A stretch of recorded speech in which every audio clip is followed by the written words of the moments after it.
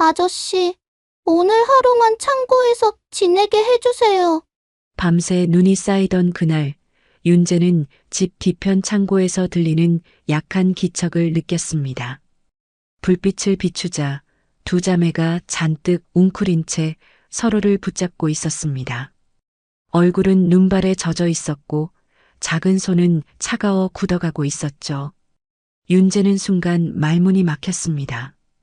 이 어린 자매에게 도대체 무슨 일이 있었던 걸까요? 사연 시작 전에 구독과 좋아요를 눌러주시고 지금 어디서 듣고 계신지 댓글에 남겨주시면 인사드릴게요. 시작합니다. 경기도 외곽 산자락 아래 숨어 있는 낡은 별장이 하나 있습니다. 버스도 하루에 3번밖에 들어오지 않는 그 마을 끝자락이었어요. 한때는 꽤 근사했을 이 집도 이제는 페인트가 벗겨지고 마당엔 잡초가 무성하게 자라 있었습니다. 우편함엔 녹이 슬었고 대문은 바람에 삐걱거렸어요. 하지만 이 별장에는 사람이 살고 있었습니다. 41살 한도연이었어요.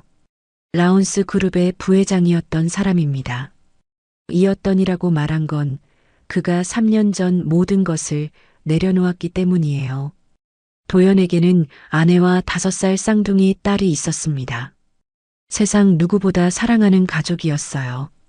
아이들은 아빠만 보면 아빠를 외치며 현관까지 달려나왔고 아내는 늘 따뜻한 미소로 그를 맞아주었죠.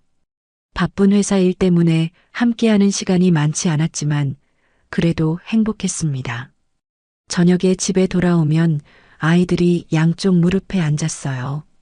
아빠, 오늘 유치원에서요. 아빠, 나도 얘기할 거야.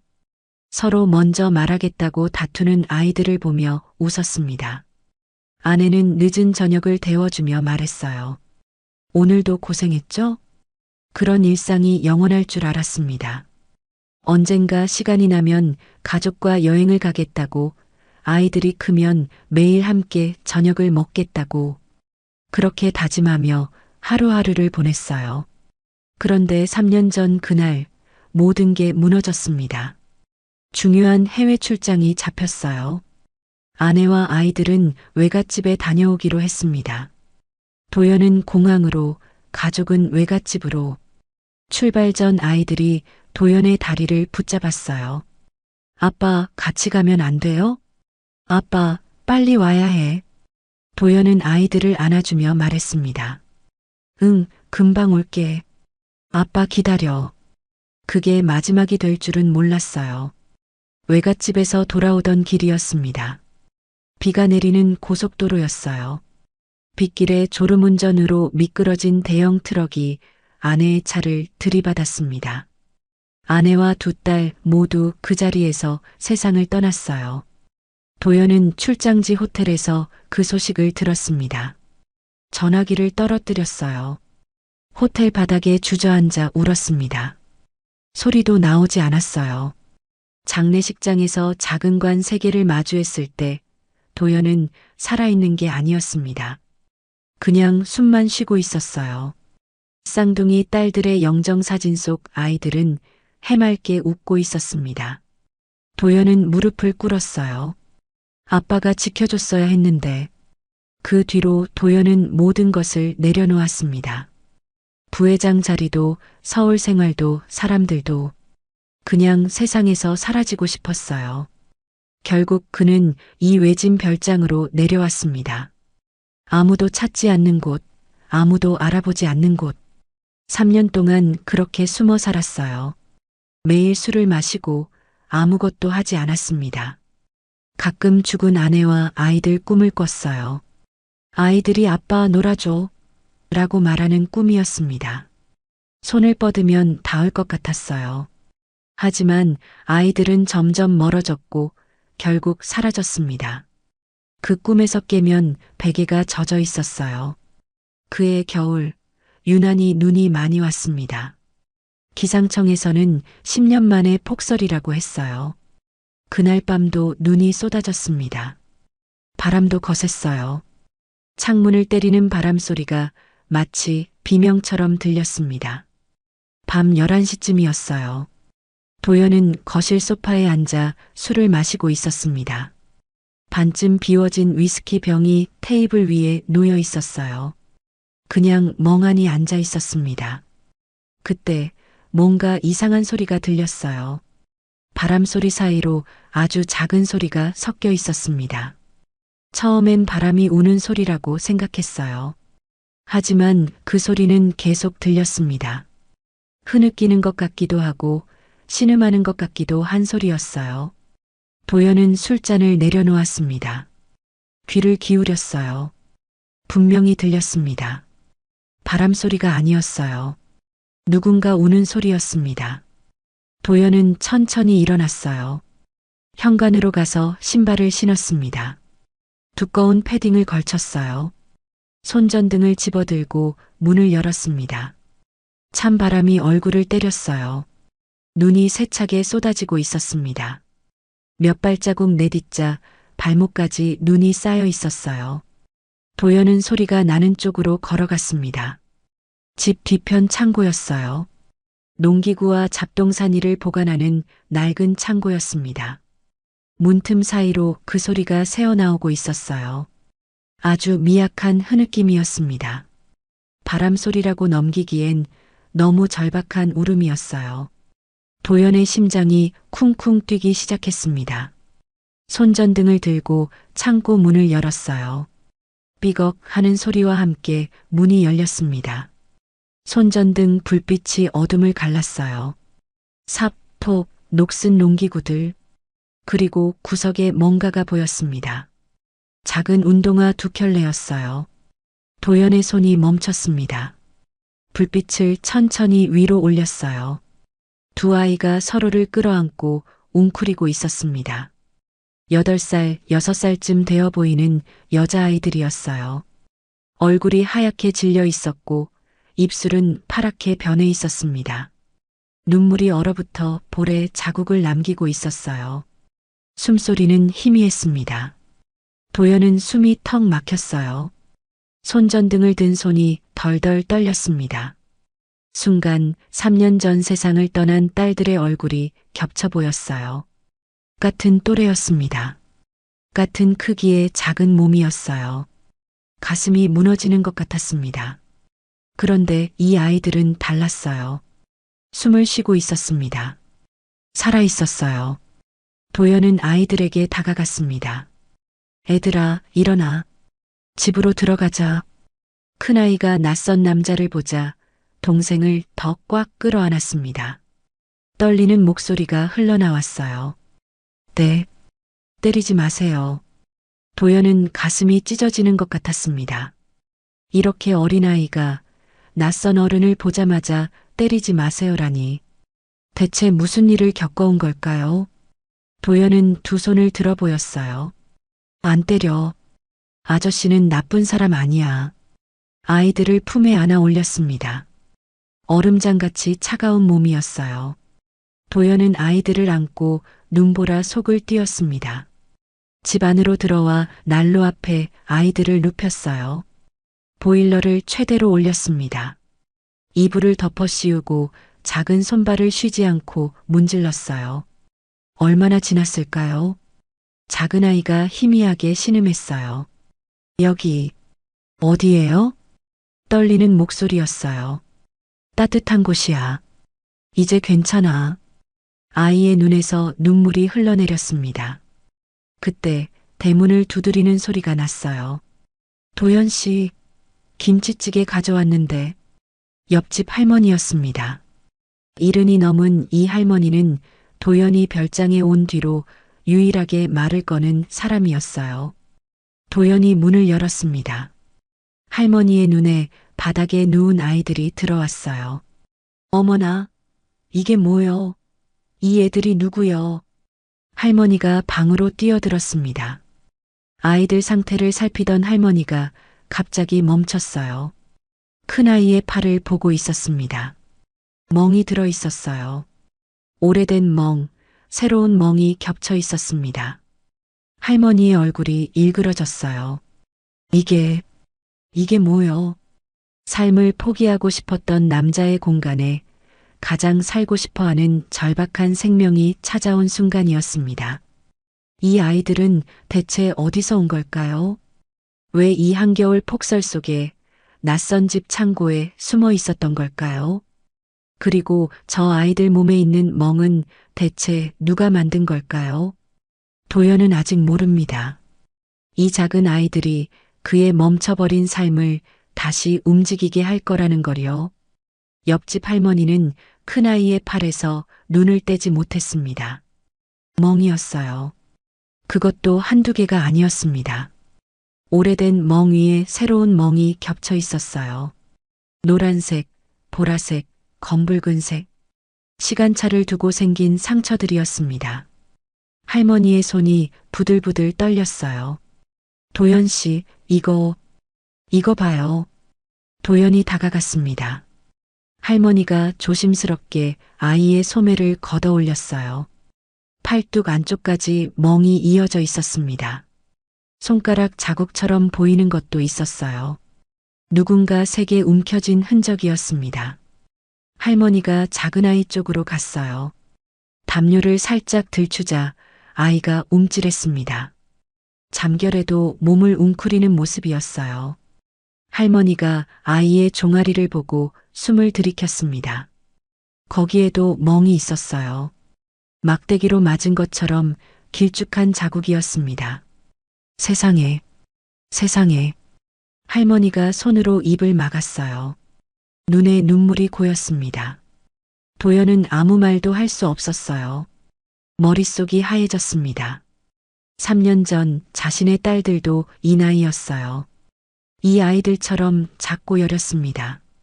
그런 아이들을 누가 이렇게 만든 걸까요? 할머니가 부엌으로 갔어요.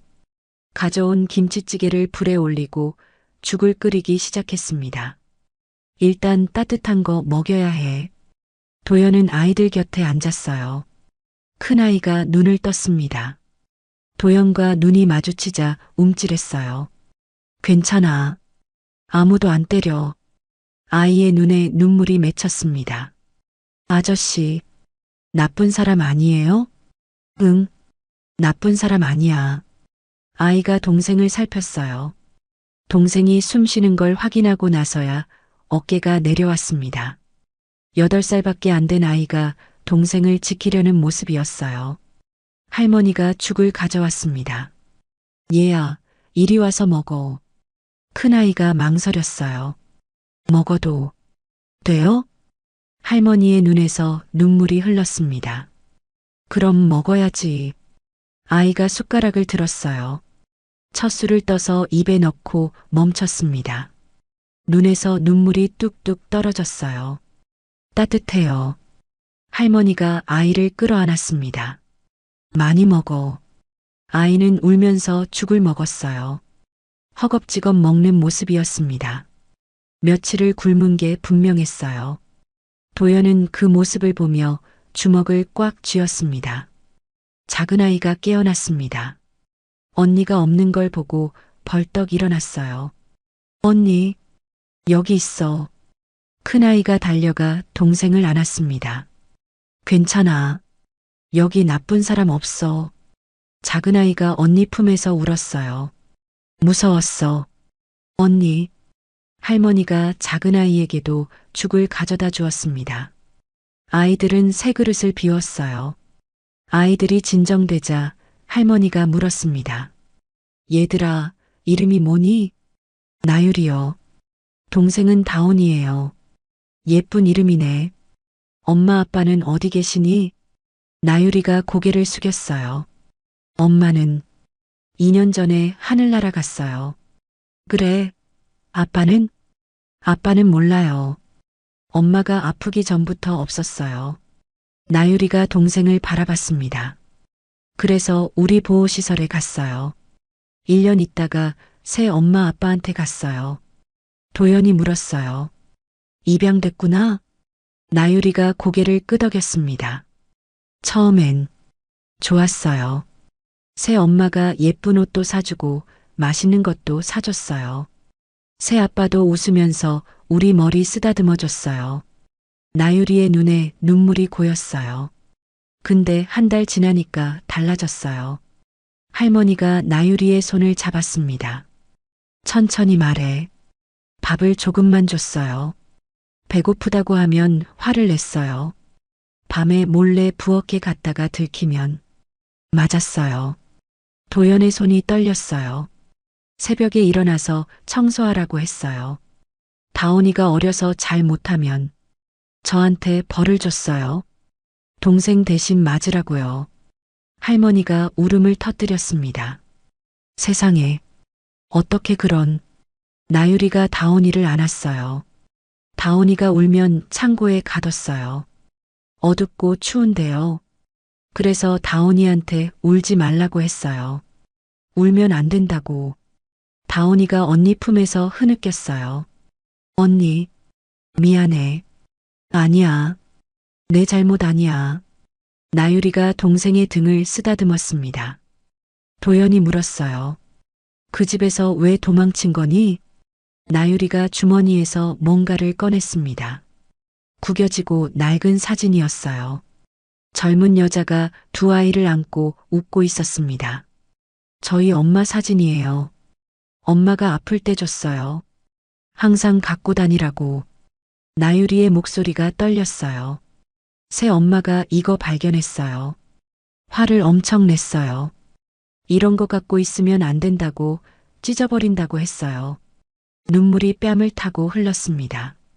저 그게 너무 무서웠어요. 엄마 사진이잖아요. 엄마 얼굴 까먹으면 어떡해요. 할머니가 아이를 끌어안았어요. 그래서 새 엄마가 자는 틈에 다온이 데리고 나왔어요. 엄마 산소 가려고요. 나유리가 도연을 바라봤습니다. 눈이 많이 와서 길을 잃었어요. 다온이가 너무 추워해서 여기 창고에 들어왔어요. 도연은 가슴이 막혔어요. 엄마 사진 하나를 지키려고 죽을 각오로 도망쳤던 거였습니다. 할머니가 두 아이를 품에 안았어요. 울어도 돼. 여기선 아무도 안 웃네. 다온이가 먼저 울음을 터뜨렸습니다. 그리고 나유리도 참아왔던 울음소리가 방 안을 가득 채웠어요. 한참을 울고 나서 아이들이 지쳐 잠들었습니다. 할머니가 이불을 덮어주고 방을 나왔어요. 거실에서 도연과 마주 앉았습니다. 경찰에 신고해야 해요. 저 아이들 상처 그냥 넘어가면 안 돼요. 도연이 고개를 끄덕였어요. 알아요. 근데 지금은 전화가 안 돼요. 내일 아침에 눈 그치면 바로 가야 해요. 양부모가 찾으러 오기 전에. 도연은 잠든 아이들을 바라봤습니다. 나유리가 다온이를 꼭 안고 있었어요. 저 아이들 지켜줘야 해요. 자신도 모르게 나온 말이었습니다. 3년 동안 아무것도 하고 싶지 않았어요. 살고 싶지도 않았습니다. 그런데 지금 이 아이들을 보고 있으니 뭔가 달라졌어요. 지켜줘야 한다는 생각이 들었습니다. 3년 전 지키지 못했던 것들, 이번엔 다르게 하고 싶었어요. 할머니가 도연을 바라봤어요. 도연 씨, 3년 동안 혼자 얼마나 힘들었어요. 도연이 고개를 숙였습니다. 힘든 거야 이 아이들이 더했죠. 그래도요. 당신도 많이 힘들었잖아요. 할머니가 도연의 손을 잡았어요. 하늘이 이 아이들을 당신한테 보낸 거 아닐까요? 도연은 아무 말도 하지 못했습니다. 폭설은 밤새 계속됐어요. 하지만 방 안은 따뜻했습니다. 도연은 밤새 잠을 이루지 못했어요. 아이들 곁을 지켰습니다. 새벽녘 나유리가 잠꼬대를 했어요. 엄마, 엄마. 도연이 아이의 이마를 쓰다듬었습니다. 괜찮아. 여기 있어. 나유리가 다시 잠들었어요. 도연의 눈에 눈물이 맺혔습니다. 3년 만에 처음으로 누군가를 위해 밤을 샜어요. 아침 햇살이 거실 깊숙이 파고들었습니다. 밤새 퍼붓던 눈은 그쳤지만 창밖은 온통 눈부시게 하얀 설국으로 변해 있었죠. 도연은 소파에 뜬 눈으로 앉아 안방 문틈을 지키고 있었습니다. 혹시라도 이 모든 게 술김에 꾼 꿈은 아닐까 몇 번이나 자신의 볼을 꼬집어 보았는지 모릅니다. 끼익 낡은 경첩 소리와 함께 안방 문이 열리고 부스스한 머리의 할머니가 나오셨습니다. 밤새 아이들 곁에서 쪽잠을 주무신 탓에 얼굴이 많이 상해 있었지만 표정만은 단호했습니다. 일어났어? 애들은 아직 잔다. 근데 도연 씨 날 밟고 보니까 상태가 더 심각해. 할머니의 낮은 목소리에 도연의 심장이 덜컥 내려앉았습니다. 도연은 조심스럽게 방 안으로 들어갔습니다. 커튼 사이로 스며든 아침 햇빛이 잠든 아이들의 얼굴을 비추고 있었죠. 어젯밤 어둠 속에서는 미처 보지 못했던 참혹함이 햇살 아래서 낱낱이 드러났습니다. 나유리에 걷어 올려진 소매 아래로 시퍼런 멍 자국이 지도처럼 얼룩덜룩했고 다온이의 발 뒤꿈치는 동상으로 검붉게 변해 있었습니다. 특히 목덜미 뒤쪽 머리카락에 가려져 있던 곳에 담뱃불에 데인 듯한 흉터가 선명했습니다. 도연은 입을 틀어막았습니다. 신음조차 나오지 않았습니다. 이건 훈육이 아니었습니다. 그저 화풀이였고 명백한 고문이었습니다. 그동안 이 작은 몸으로 얼마나 많은 고통을 견뎌냈을지 감히 상상조차 할 수 없었죠. 도연은 떨리는 손으로 서랍 속 깊이 처박아 두었던 휴대폰을 꺼냈습니다. 3년 동안 거의 켜본 적 없는 폰이었지만 지금은 무엇보다 필요한 무기였습니다. 하지만 도연은 바로 카메라를 들이대지 못했습니다. 찰칵하는 기계음조차 아이들에게는 또 다른 공포가 될 수 있었으니까요. 도연은 조심스럽게 아이들 눈높이에 맞춰 무릎을 꿇었습니다. 그리고 최대한 부드러운 목소리로 물었습니다. 나유라 다오나 아저씨가 너희 몸에 난 상처들 사진으로 찍어둬도 될까? 아이들의 눈동자가 불안하게 흔들렸습니다. 도연은 아이들의 손을 꼭 잡으며 덧붙였습니다. 이걸 찍어둬야 나쁜 사람들이 다시는 너희 못 데려가게 할 수 있어. 아저씨가 저 사람들한테 꼭 벌 줄게. 그러니까 도와줄 수 있겠니? 나유리가 입술을 깨물며 잠시 망설이더니 이내 결심한 듯 고개를 끄덕였습니다. 그러고는 다온이의 손을 잡고 조용히 속삭였어요. 괜찮아, 다온아, 아저씨는 우리 편이야. 그제야 도연은 카메라를 실행시켰습니다. 아이들이 조심스럽게 소매를 걷어 올리고 등을 돌려주었죠. 찰칵찰칵 고요한 방 안에 셔터 소리가 비수처럼 꽂혔습니다.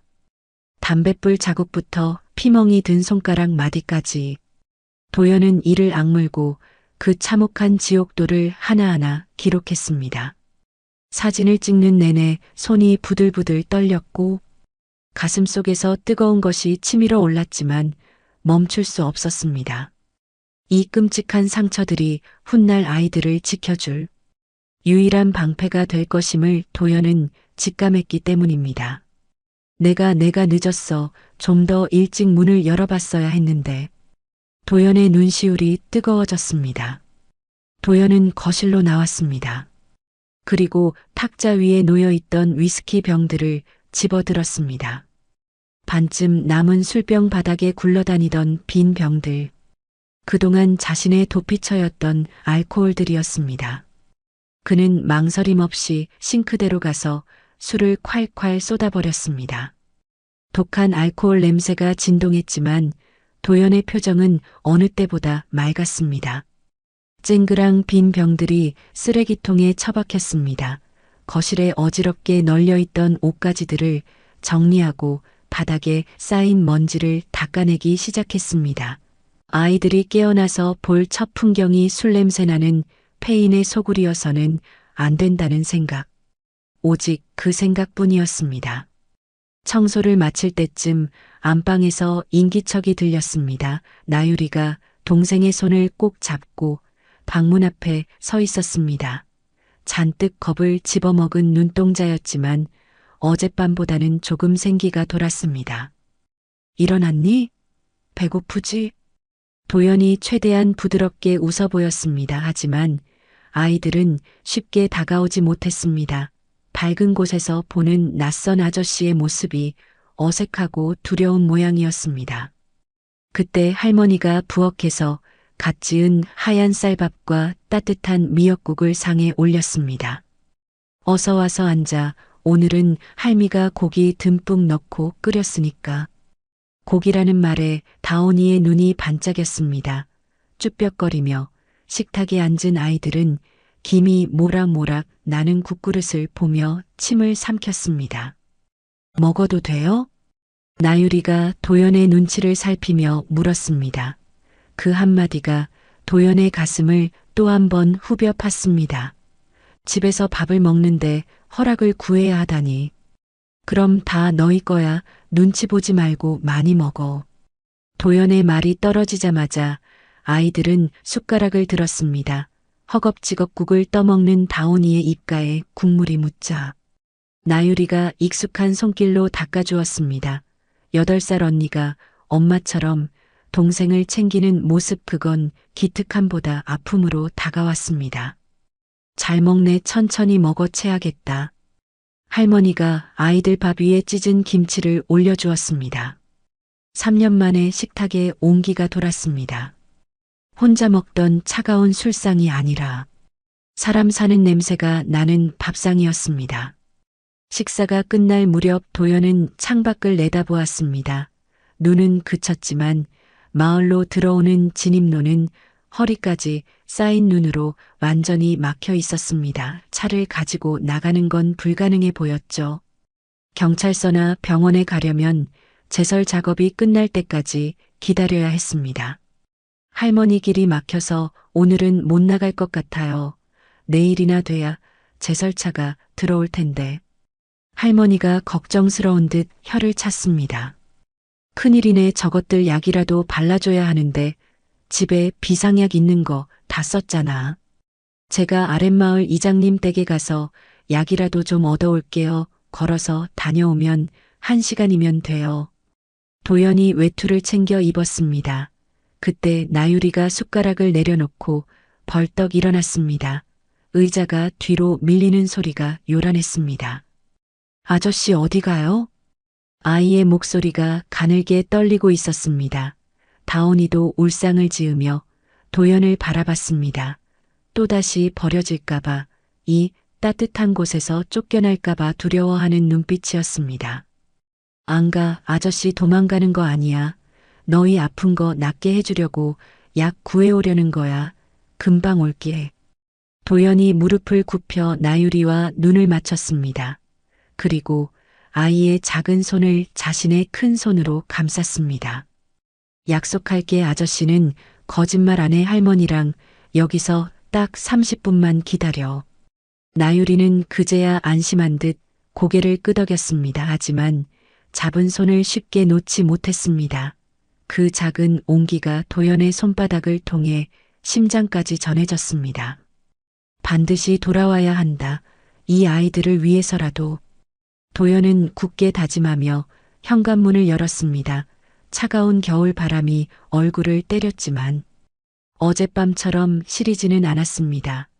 눈길 위로 도연의 발자국이 깊게 찍혔습니다. 그건 은둔자의 발걸음이 아닌 가장이 되기로 결심한 한 남자의 힘찬 첫걸음이었습니다. 하얀 설원 위에 도연의 뒷모습이 멀어졌습니다. 별장에는 다시 고요가 찾아왔습니다. 하지만 그 평화로운 정막 속에 알 수 없는 불안감이 안개처럼 서서히 피어오르고 있었습니다. 도연이 약을 구하러 나간 뒤 별장에는 다시 고요한 정막이 찾아왔습니다. 하지만 그 고요는 평화라기보다는 폭풍이 몰아치기 직전에 숨막히는 긴장감에 가까웠습니다. 나유리와 다온이는 거실 창가에 딱 붙어 앉아 있었습니다. 할머니가 깎아준 사과조차 입에 대지 않은 채 오직 도연이 사라진 대문 쪽만 뚫어져라 바라보고 있었죠. 마치 그 자리를 떠나면 다시는 아저씨를 보지 못할 것 같은 두려움이 아이들의 작은 등 뒤로 아른거렸습니다. 다온이가 조그만 손으로 언니의 옷자락을 잡아당겼습니다. 언니 아저씨 진짜 오겠지. 우리가 밥 많이 먹어서 싫어진 거 아니겠지. 나유리는 동생의 손을 꼭 잡아주며 고개를 끄덕였지만 그 눈동자 역시 불안하게 흔들리고 있었습니다. 지난 2년 동안 어른들에게 숱하게 속아온 아이들이었습니다. 엄마는 아프다가 돌아가셨고 잘해준다던 양부모는 악마로 변했습니다. 그러니 이 낯선 호의를 온전히 믿기엔 아이들의 마음은 너무나 너덜너덜해져 있었습니다. 할머니는 그런 아이들이 안쓰러워 일부러 더 밝은 목소리로 말을 걸었습니다. 아이고 걱정 말아라. 도연 씨는 한 번 한 약속은 꼭 지키는 사람이야. 이 할미가 보증하마. 자, 사과 어서 한 입씩 먹어. 그 시각 도연은 무릎까지 쌓인 눈길을 헤치며 아랫마을로 향하고 있었습니다. 숨이 턱 끝까지 차올랐고 차가운 공기가 폐를 찔렀지만 걸음을 멈출 수 없었습니다. 아이들의 골마 터진 상처들이 눈에 밟혀 잠시도 지체할 수가 없었으니까요. 30분쯤 걸어 도착한 이장님 댁에서 도연은 급하게 비상약과 연고를 구했습니다. 이장님은 오랜만에 보는 도연의 모습에 반가워하면서도 걱정스러운 표정으로 창밖을 내다보았습니다. 근데 도연 씨, 오는 길에 혹시 못 봤어? 네, 뭐 말씀이세요?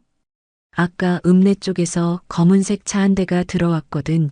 이 눈길에 여기까지 들어오는 차가 없는데 말이야. 마을 회관 앞에 차를 세우더니 젊은 부부가 내려서 두리번거리더라고. 도연의 손에 들린 약봉지가 부스럭거리는 소리를 냈습니다. 심장이 철렁 내려앉는 기분이었습니다. 부부요? 어떻게 생긴 사람들입니까?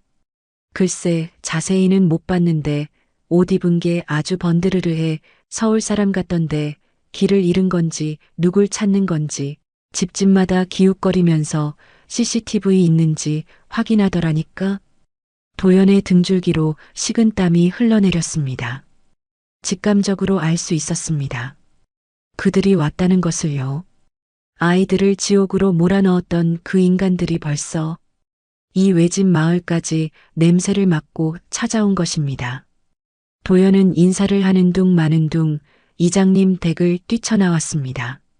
눈길이라 발이 푹푹 빠졌지만 뛸 수밖에 없었습니다.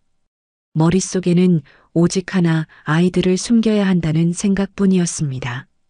제발 늦지 않게 해주세요. 도연은 거친 숨을 몰아쉬며 왔던 길을 되돌아 달렸습니다. 하얀 눈밭 위로 도연의 절박한 발자국이 이어졌습니다. 한편 마을 입구에 세워진 검은색 고급 세단 안에서는 날카로운 신경전이 벌어지고 있었습니다. 운전대를 잡은 남자는 박도식 조수석에서 짜증 섞인 얼굴로 화장을 고치고 있는 여자는 문혜린 나유리와 다온이의 양부모였습니다. 아, 진짜 이 총 구석 어디에 있다는 거야. 눈 때문에 신발 다 버렸잖아. 예린이 신경질적으로 핸드백을 던지듯 내려놓았습니다. 도식은 미간을 찌푸리며 창밖을 노려보았습니다. 조용히 좀 해봐. 분명히 이쪽으로 발자국이 이어져 있었어. 그 조그만 것들이 가봤자 얼마나 멀리 갔겠어. 얼어 죽지만 않았으면 다행이지. 죽으면 더 골치 아파 사망신고해야 하고 보험금 문제도 복잡해지잖아. 무조건 살아서 데려가야 해. 그래야 입양지원금 남은 거라도 챙기지. 두 사람의 대화에는 아이들에 대한 걱정은 단 한 톨도 없었습니다. 오로지 돈과 자신들의 안위뿐이었습니다. 그들에게 아이들은 가족이 아니라 처리해야 할 골치 아픈 물건에 불과했습니다. 그때 도식의 눈이 번뜩였습니다. 마을 어기 전봇대 위에 설치된 방범용 CCTV가 눈에 들어온 것입니다. 그는 차에서 내려 마을 회관 관리실로 향했습니다. 관리인은 자리를 비운 상태였지만 허술하게 잠긴 문은 도식에게 아무런 장애물이 되지 않았습니다. 모니터를 돌려보던 도식의 입가에 비릿한 미소가 번졌습니다. 어젯밤 폭설이 내리기 직전 두 개의 작은 그림자가 산자락 끝 낡은 별장 쪽으로 향하는 모습이 흐릿하게 찍혀 있었기 때문입니다. 찾았다 쥐새끼들. 도식은 차에 다시 올라타며 예린에게 손짓했습니다. 엔진 소리가 거칠게 울부짖으며 차 바퀴가 눈길을 지시켰습니다. 검은 세단은 먹잇감을 포착한 맹수처럼 도연의 별장을 향해 서서히 그러나 확실하게 움직이기 시작했습니다. 별장 안의 공기도 심상치 않게 변하고 있었습니다. 할머니는 아이들에게 동화책을 읽어주고 있었지만 귀는 밖을 향해 곤두서 있었습니다. 평소에는 들리지 않던 낯선 소음이 바람을 타고 희미하게 들려왔기 때문입니다. 부웅 부웅. 그건 분명 자동차 엔진 소리였습니다. 이 외진 곳까지 들어올 차는 제설차 아니면 도연의 차뿐인데 이 소리는 그 둘 다 아니었습니다. 훨씬 더 묵직하고 위협적인 소리였습니다. 나유리가 먼저 고개를 들었습니다. 아이의 얼굴이 순식간에 창백해졌습니다. 할머니, 저 소리 아빠 차 소리예요. 뭐라고? 할머니가 벌떡 일어나 창가로 다가갔습니다. 멀리서 검은색 물체가 눈길을 헤치며 다가오는 것이 보였습니다. 그 뒤를 이어 눈밭을 미친 듯이 달려오는 한 남자의 모습도 보였죠. 도연이었습니다. 도연은 폐가 터질 것 같은 고통을 참으며 달리고 있었습니다. 저 멀리 자신의 집 앞에 멈춰서는 검은 차가 보였습니다. 그리고 차 문이 열리며 두 남녀가 내리는 모습이 도연의 눈에 박혔습니다. 안 돼. 도연은 소리 없는 비명을 질렀습니다. 하지만 거리는 아직 멀었고 검은 그림자는 이미 대문 앞까지 당도해 있었습니다. 띵동띵동. 초인종 소리가 고요한 별장의 정적을 깨뜨렸습니다. 그 소리는 마치 사형 선고처럼 날카롭게 울려 퍼졌습니다. 집안에 있던 나유리와 다온이는 비명도 지르지 못한 채 서로를 끌어안고 덜덜 떨었습니다. 가장 끔찍한 악몽이 현실이 되어 문 하나를 사이에 두고 서 있었습니다. 문 열어. 안에 있는 거 다 아니까. 도식의 거친 목소리가 대문을 뚫고 들어왔습니다. 할머니는 황급히 아이들을 안방 장롱 속으로 밀어 넣었습니다. 숨소리도 내지 마라. 할미가 쫓아내고 도연 아저씨 올 때까지 절대 나오면 안 돼. 할머니가 장롱문을 닫자마자 현관문 손잡이가 격하게 흔들리기 시작했습니다. 덜컹덜컹 잠긴 문을 부술듯이 흔들어대는 소리에 장롱 속 어둠에 갇힌 아이들은 입을 틀어막고 눈물만 흘렸습니다. 도연이 마당으로 뛰어들어온 건 바로 그 순간이었습니다. 거친 숨을 몰아쉬며 그는 대문을 두드리고 있는 두 남녀의 등 뒤에 섰습니다. 당신들 누구야? 도연의 낮고 서늘한 목소리에 도식과 예린이 천천히 뒤를 돌아보았습니다. 탐욕으로 번들거리는 그들의 눈과 분노로 이글거리는 도연의 눈이 허공에서 부딪혔습니다. 폭설 속에 고립된 외딴 별장, 이제 피할 수 없는 싸움이 시작되려 하고 있었습니다. 도연의 무서운 기세에 현관문을 거칠게 흔들던 남자가 천천히 몸을 돌렸습니다. 말끔하게 빗어넘긴 머리에 반짝이는 구두, 비싼 코트를 입은 겉모습은 멀쩡해 보였지만 그 눈빛만은 뱀처럼 차갑고 끈적거렸습니다. 남자는 숨을 헐떡이는 도연을 위아래로 훑어보더니 금세 사람 좋은 미소를 지어 보였습니다. 마치 가면을 바꿔 쓰듯 순식간에 변하는 표정이었죠. 아이고, 이제야 집주인이 오셨네. 안녕하세요. 저희는 아이들 부모 되는 사람입니다. 남자가 예의 바른 척 인사를 건넸습니다. 애들이 어제 집을 나갔는데 이 근처에 있다는 얘기를 들어서요. 혹시 못 보셨습니까? 말투는 정중했지만 도연은 속지 않았습니다. 남자의 눈은 도연이 아니라 도연의 어깨 너머 집 안쪽을 탐욕스럽게 훑고 있었으니까요. 옆에 서 있던 여자 역시 걱정하는 기색이라곤 없었습니다. 오히려 명품 구두에 묻은 눈을 털어내며 짜증난다는 표정을 짓고 있었죠. 못 봤습니다. 돌아가시죠. 도연이 단호하게 앞을 막아서자 남자의 눈썹이 꿈틀했습니다. 아니 선생님, 저희가 오는 길에 CCTV 다 확인하고 왔거든요. 분명히 이 집 쪽으로 오는 걸 봤는데 거짓말하시면 곤란하죠. 남자가 한 걸음 더 다가왔습니다. 이거 엄연히 유괴입니다. 유괴. 유괴라는 단어에 도연의 주먹이 떨렸습니다. 학대범 주제에 법을 들먹이는 뻔뻔함에 치가 떨렸습니다. 그때였습니다. 굳게 닫혀있던 현관문이 벌컥 열리더니 나유리가 튀어나왔습니다. 아저씨한테 그러지 마요. 나유라. 도연이 다급하게 불렀지만 아이는 맨발로 차가운 눈밭을 밟고 서 있었습니다. 등 뒤에는 겁에 질린 동생 다온이를 숨긴 채였습니다. 작은 몸을 부들부들 떨면서도 나유리는 양부모를 똑바로 노려보고 있었습니다. 그건 공포에 맞서는 아이의 처절한 몸부림이었습니다. 어머, 얘들아. 여자가 반가운 척하며 다가오려 했습니다. 하지만 나유리는 뒷걸음질치며 비명을 질렀습니다. 오지 마. 가란 말이야. 여자의 표정이 순식간에 차갑게 굳었습니다. 그녀는 더 이상 연기를 할 필요가 없다고 느꼈는지 팔짱을 끼며 비웃듯 말했습니다. 이것들이 오냐 오냐 했더니 기어오르네. 좋은 말 할 때 이리 와.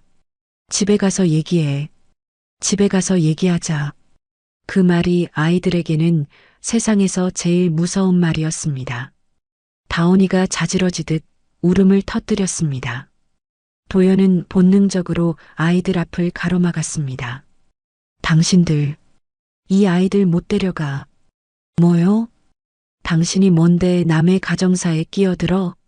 남자가 거친 욕설을 내뱉으며 도연의 멱살을 잡으려 손을 뻗었습니다.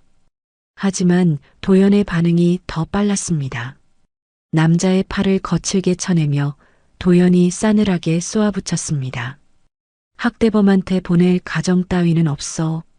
경찰 부르기 전에 당장 꺼져. 남자가 코웃음을 쳤습니다. 경찰? 불러봐. 친권자는 우리야. 당신이 아무리 떠들어봤자 법은 우리 편이라고.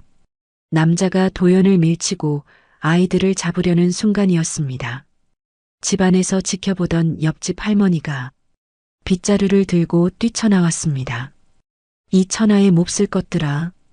애들 몸에 멍든 걸 보고도 부모 소리가 나와?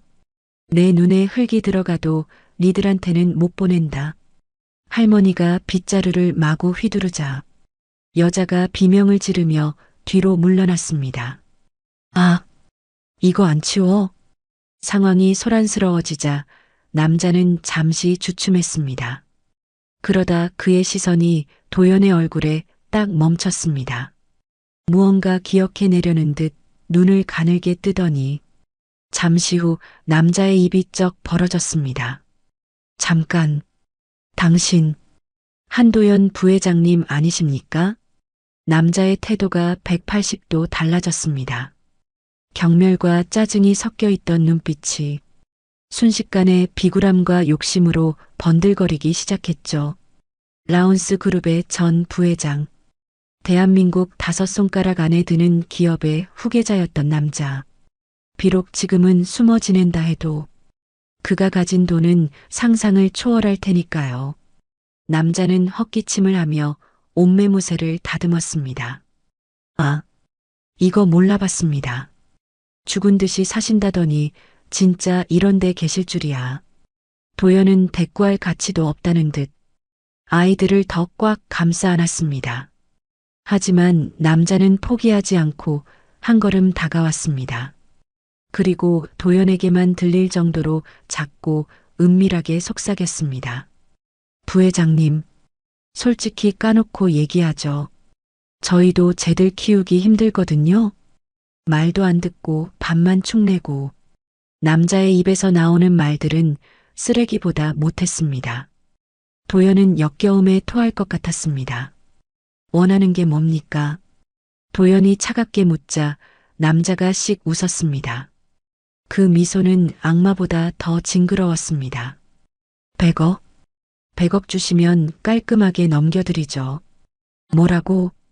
양육권 포기 각서 써드릴게. 부회장님한테 100억이면 껌값 아닙니까? 어차피 죽은 따님들이랑 나이도 비슷한데. 입양해서 키우시면 서로 좋은 거 아닙니까? 도연의 머릿속이 하얗게 변했습니다. 아이들을 물건 흥정하듯 팔아넘기겠다는 제안. 죽은 딸들까지 입에 올리는 저 뻔뻔함에 이성의 끈이 툭 끊어지는 것 같았습니다. 도연이 주먹을 꽉 쥐었습니다. 당장이라도 저 얼굴을 때려 눕히고 싶었지만 참아야 했습니다. 지금 화를 냈다가는 아이들이 더 큰 위험에 빠질 수 있었으니까요. 미친 소리 집어치우고 당장 꺼져. 도연의 무서운 눈빛에 남자는 찔끔하며 물러섰습니다. 하지만 그는 여유를 잃지 않았습니다. 자신이 가진 카드가 더 강력하다고 믿는 듯했죠. 생각 좀 해보십시오. 일주일 드리겠습니다. 그 안에 연락 없으면 경찰 데리고 와서 애들 데려갑니다. 그때는 유괴범으로 뉴스에 나올 각오하셔야 할 겁니다. 남자는 도연의 손에 명함 한 장을 억지로 쥐어주었습니다. 박도식? 그 이름 세 글자가 마치 저주처럼 박혀 있었습니다. 여보, 가자. 남자가 여자를 이끌고 차로 향했습니다. 차에 타기 전 여자가 창문을 내리고 쏘아붙였습니다. 애들 밥이나 잘 먹여놔요. 비싼 몸이니까. 검은 차가 눈길을 헤치며 사라졌습니다. 하지만 그들이 남기고 간 썩은 냄새는 마당 가득 진동하고 있었죠. 도연은 바들바들 떨고 있는 나유리와 다온이를 돌아보았습니다. 아이들은 공포에 질려 숨조차 제대로 쉬지 못하고 있었습니다. 100억이라는 돈으로 흥정당한 자신의 처지를 알아듣기라도 한 걸까요? 미안하다. 아저씨가 너희를 지켜줄게. 도연은 아이들을 품에 안고 무너져 내렸습니다. 차가운 눈바닥 위에서 세 사람은 한참을 서로의 온기에 의지했습니다. 하지만 도연은 알고 있었습니다. 이것은 끝이 아니라 시작이라는 것을요. 그날 밤부터였습니다. 별장 주변 어둠 속에서 수상한 불빛들이 보이기 시작한 것은 휴대폰 불빛이 창문을 훑고 지나가기도 하고 누군가 울타리를 넘어와 마당을 서성이는 발자국 소리가 들리기도 했습니다. 양부모가 보낸 감시자들이었습니다. 그들은 그림자처럼 집 주변을 맴돌며 도연과 아이들의 숨통을 서서히 조여오고 있었습니다. 마치 먹잇감이 지쳐 쓰러지기를 기다리는 짐승들처럼 말이죠. 도연은 뜬 눈으로 밤을 새우며 굳게 다짐했습니다. 100억이 아니라 내 전 재산을 내놓더라도, 내 목숨을 내놓더라도 저 악마들의 소나기에 아이들을 다시 넘겨주지는 않겠다고. 어둠 속에서 도연의 눈빛이 매섭게 빛났습니다. 그것은 더 이상 도망친 사람의 눈이 아니었습니다. 지켜야 할 것이 생긴 가장의 눈, 그리고 전쟁을 준비하는 전사의 눈이었습니다. 하지만 도연은 알고 있었습니다. 혼자 힘으로는 안 된다는 것을요. 저들은 법을 이용해 협박해오는 악마들이었으니까요. 도연은 떨리는 손으로 휴대폰을 꺼냈습니다. 연락처 목록을 한참이나 내리던 손가락이 한 이름 앞에서 멈췄습니다. 이준혁? 대학 동기이자 국내에서 제일 까는 법무법인의 에이스 변호사. 3년 전 도연이 모든 걸 버리고 숨어버렸을 때도 끝까지 포기하지 않고 안부를 묻던 친구였습니다. 통화 버튼을 누르는 손끝이 미세하게 떨렸습니다. 신호음이 길게 이어졌습니다. 혹시 안 받으면 어쩌나? 번호가 바뀌었으면 어쩌나? 초조함에 입술이 바짝 말라갈 때쯤 달칵 소리와 함께 익숙한 목소리가 들렸습니다. 여보세요? 준혁아, 나야. 한도현. 전화기 너머에서 긴 침묵이 흘렀습니다. 숨을 들이켜는 소리가 들리는 듯 했습니다. 도현이? 너 정말 도현이 맞아? 준혁의 목소리가 믿기지 않는다는 듯 떨리고 있었습니다. 도현은 목이 메어 잠시 말을 잇지 못했습니다. 하지만 지금은 감상에 젖어 있을 시간이 없었습니다. 미안하다. 연락도 없이 지내서. 근데 준혁아, 나 지금 내 도움이 필요해. 아주 급해. 도연의 목소리에서 심상치 않은 분위기를 느꼈는지 준혁의 목소리가 단번에 진지해졌습니다. 도움이 필요하다고? 무슨 일인데? 도연은 처음부터 설명했어요. 폭설이 내리던 밤 아이들을 발견한 일, 몸에 있던 멍, 양부모가 100억을 요구한 일까지. 미친놈들이네. 그건 아동매매야. 내일 아침에 갈게. 준혁과 통화를 마친 뒤 도연은 휴대폰을 꽉 쥐었습니다. 친구의 목소리를 듣는 것만으로도 떨리던 심장이 조금은 진정되는 것 같았습니다. 하지만 안심하기에는 일렀습니다. 창밖의 어둠은 여전히 깊었고 그 어둠 속에는 늑대들이 숨어 있었으니까요. 밤이 깊어질수록 집 주변을 맴도는 인기척은 더 노골적으로 변해갔습니다. 누군가 대문 틈을 긁어대는 소리, 자갈밭을 밟고 지나가는 저벅거리는 발소리가 고요한 별장의 정막을 깨트렸습니다. 그때마다 방구석에 숨죽이고 있던 아이들의 어깨가 파르르 떨렸습니다. 언니, 나 무서워. 6살 다온이가 울먹이자 나유리는 동생의 귀를 두 손으로 막아주었습니다. 괜찮아.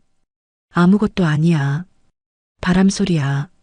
하지만 나유리의 눈동자 역시 금방이라도 눈물이 쏟아질 듯 그렁그렁했습니다.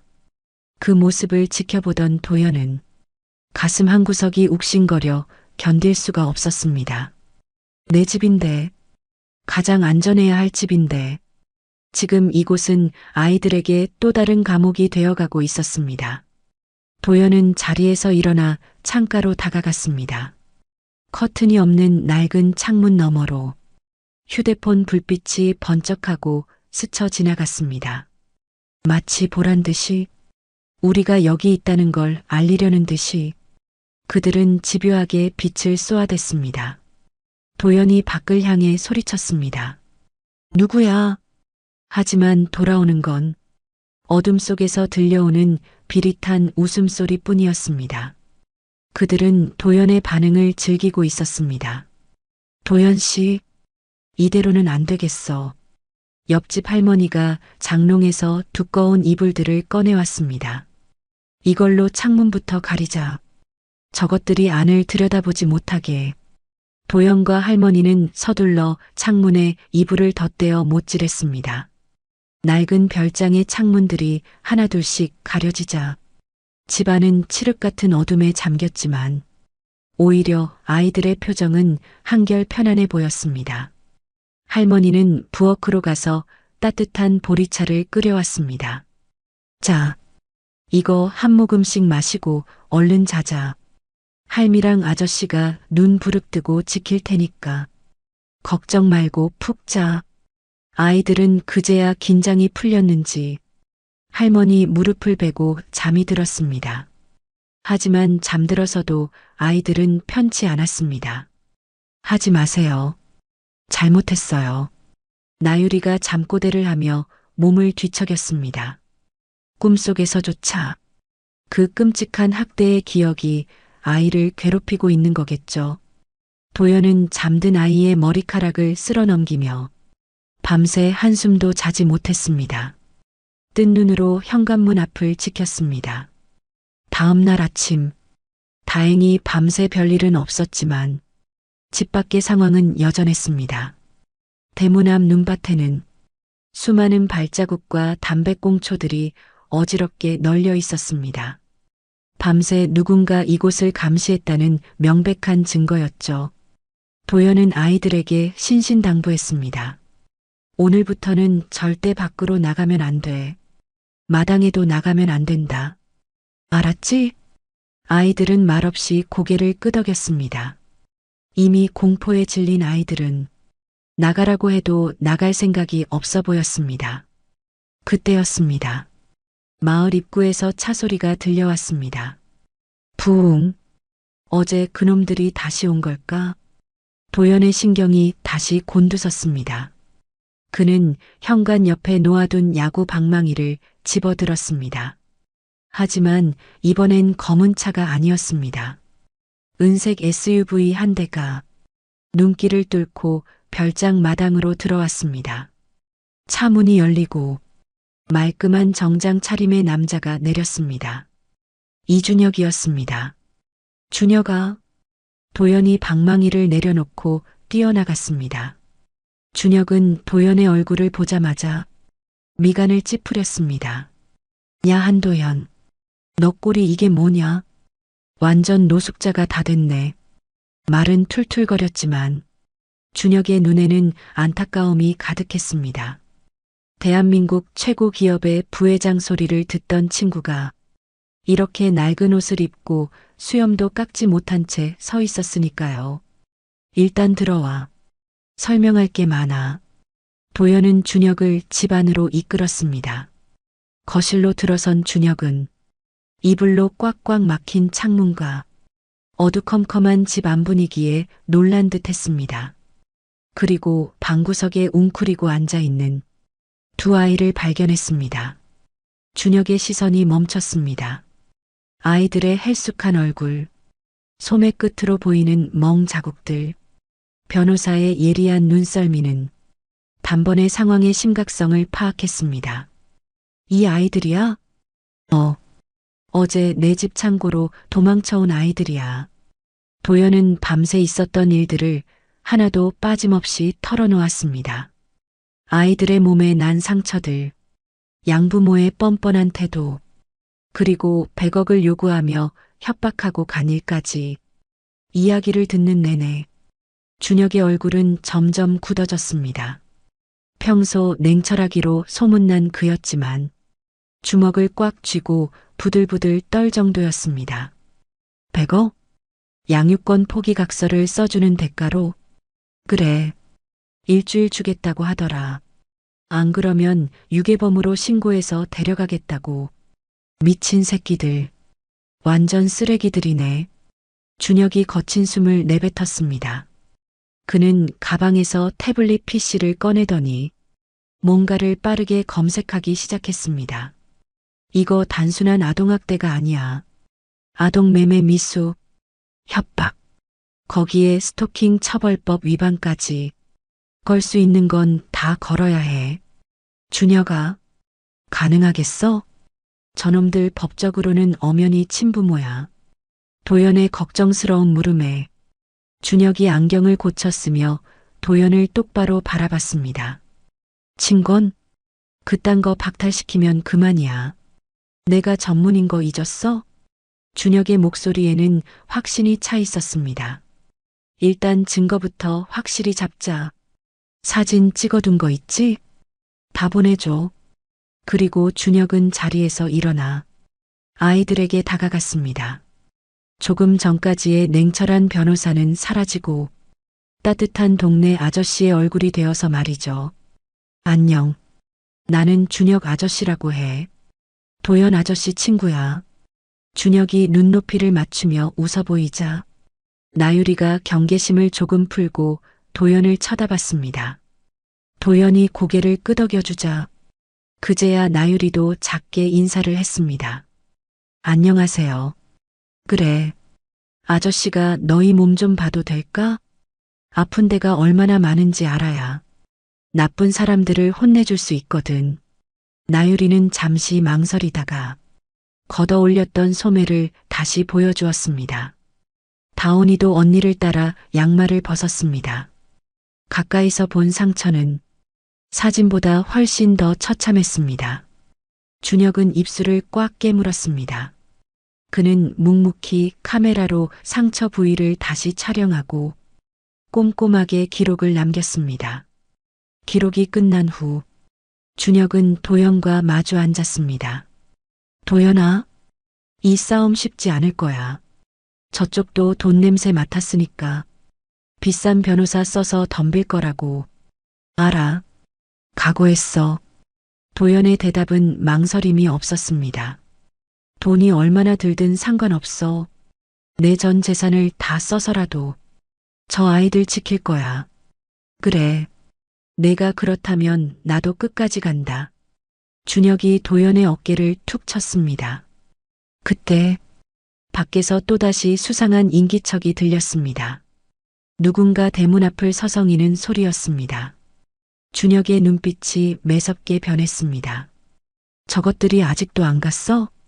준혁이 자리에서 벌떡 일어났습니다. 그리고 현관문을 향해 성큼성큼 걸어갔습니다. 어디 한번 법대로 해보자고 해. 누가 이기나? 변호사 배지를 단 준혁이 문을 열고 나갔습니다. 도연도 그 뒤를 따랐습니다. 이제 더 이상 숨어서 떨고만 있지는 않을 것입니다. 최고의 조력자가 왔으니 본격적인 반격이 시작될 차례였습니다. 현관문을 박차고 나간 준혁은 대문 앞을 서성이던 남자들과 마주쳤습니다. 검은 패딩을 입고 담배를 피우던 두 사내는 갑자기 튀어나온 준혁을 보고 흠칫 놀랐습니다. 도연만 있을 줄 알았는데 번듯한 정장 차림의 남자가 나타났으니까요. 당신들 뭐야? 누군데 남의 집 앞을 알짱거려? 준혁이 휴대폰 카메라를 들이대며 따져 물었습니다. 사내들은 당황한 듯 서로 눈빛을 교환했습니다. 아니 뭐, 그냥 지나가던 길인데 시비요? 지나가던 길? 이 막다른 골목에서? 준혁은 피식 웃으며 곧바로 어딘가로 전화를 걸었습니다. 김 형사, 나 이 변호사인데 여기 수상한 놈들이 스토킹하고 있어서 지금 바로 위치 추적해서 출동 좀 해줘. 현행범으로 넘길 거니까. 변호사, 형사, 출동. 이 단어들이 나오자 사내들의 얼굴이 사색이 되었습니다. 그들은 피우던 담배를 내던지고 뒤도 안 돌아보고 도망쳤습니다. 눈길에 미끄러져 넘어지면서도 허겁지겁 달아났죠. 준혁은 그 뒷모습을 끝까지 찍은 뒤 전화를 끊었습니다. 사실 진짜 형사에게 건 전화는 아니었습니다. 일종의 기선제압이었죠. 도연아 봤지? 법보다 주먹이 가깝다지만 저런 놈들은 법을 더 무서워해. 준혁이 씩 웃으며 들어왔습니다. 도연은 그제야 안도의 한숨을 내쉬었습니다. 날이 밝자마자 제설차가 들어와 길을 텄습니다. 도연과 준혁은 아이들을 태우고 가장 먼저 대학병원으로 향했습니다. 제대로 된 진단서, 그게 가장 강력한 무기였으니까요. 응급실 당직 의사는 아이들의 몸을 보자마자 경악을 금치 못했습니다. 세상에, 이게 다 뭡니까? 의사의 손이 부들부들 떨렸습니다. 엑스레이 사진은 더욱 처참했습니다. 나유리는 갈비뼈 2대가 부러졌다가 제멋대로 붙은 흔적이 있었고, 다온이는 영양실조로 인한 빈혈 수치가 심각했습니다. 특히 나유리의 등에서 발견된 화상 자국은 담배가 아니라 뜨거운 물을 부은 흔적이라는 소견이 나왔습니다. 이건 명백한 고문입니다. 전치팔주는 좋게 나오겠는데요. 제가 소견서 아주 꼼꼼하게 써드리겠습니다. 법정에 가신다고요? 제가 증인으로라도 나가드리죠. 의사는 분노하며 사진 하나하나, 상처 하나하나를 의학적 소견과 함께 상세히 기록해 주었습니다. 다음은 경찰서였습니다.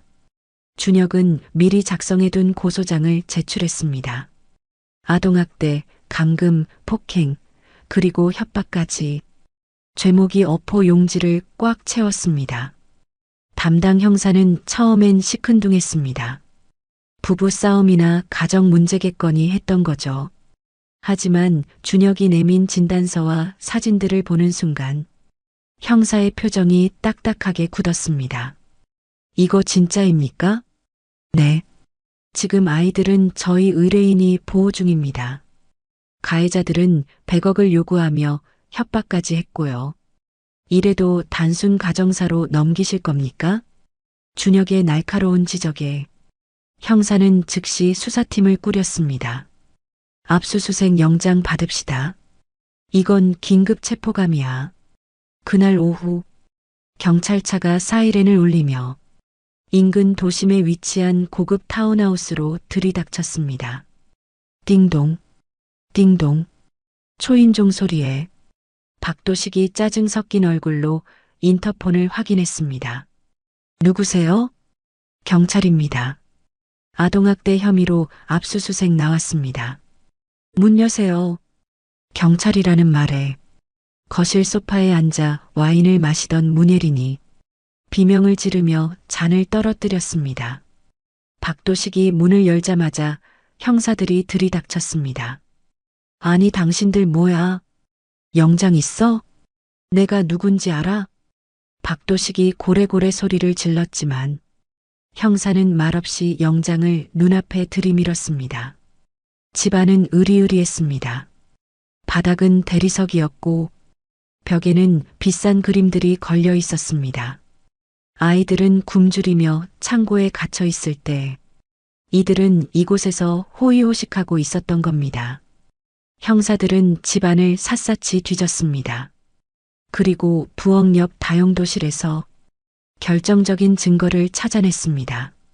창문 하나 없는 좁은 공간, 바닥에는 짐승을 가두는 철창이 놓여 있었고 그 안에는 아이들이 입던 찢어진 내복과 배변을 해결한 듯한 냄새나는 양동이가 있었습니다.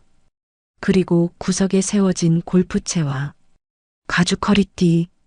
이게 뭡니까? 이걸로 애들 때렸어요? 형사가 골프채를 들어보이자 박도식의 얼굴이 하얗게 질렸습니다. 아니. 그건 그냥 운동할 때 쓰는 건데. 운동? 근데 왜 여기에 피가 묻어 있어? 형사가 소리치자 박도식은 입을 다물었습니다. 과학수사팀이 루미놀 반응 검사를 실시했습니다. 불을 끄고 약품을 뿌리자 다용도실 바닥과 벽 곳곳에서 파란 형광빛이 유령처럼 떠올랐습니다. 지워진 핏자국들이었습니다. 얼마나 많이, 얼마나 자주 때렸으면 바닥 전체가 파랗게 빛나고 있었습니다. 세상에, 이게 사람 새끼들이야? 형사들조차 혀를 내두를 정도로 참혹한 현장이었습니다. 문예리는 그 와중에도 발뺌하느라 바빴습니다. 저는 몰랐어요. 남편이 다 한 거예요. 저는 말렸다고요. 하지만 안방 서랍에서 발견된 일기장은 그녀의 거짓말을 비웃고 있었습니다.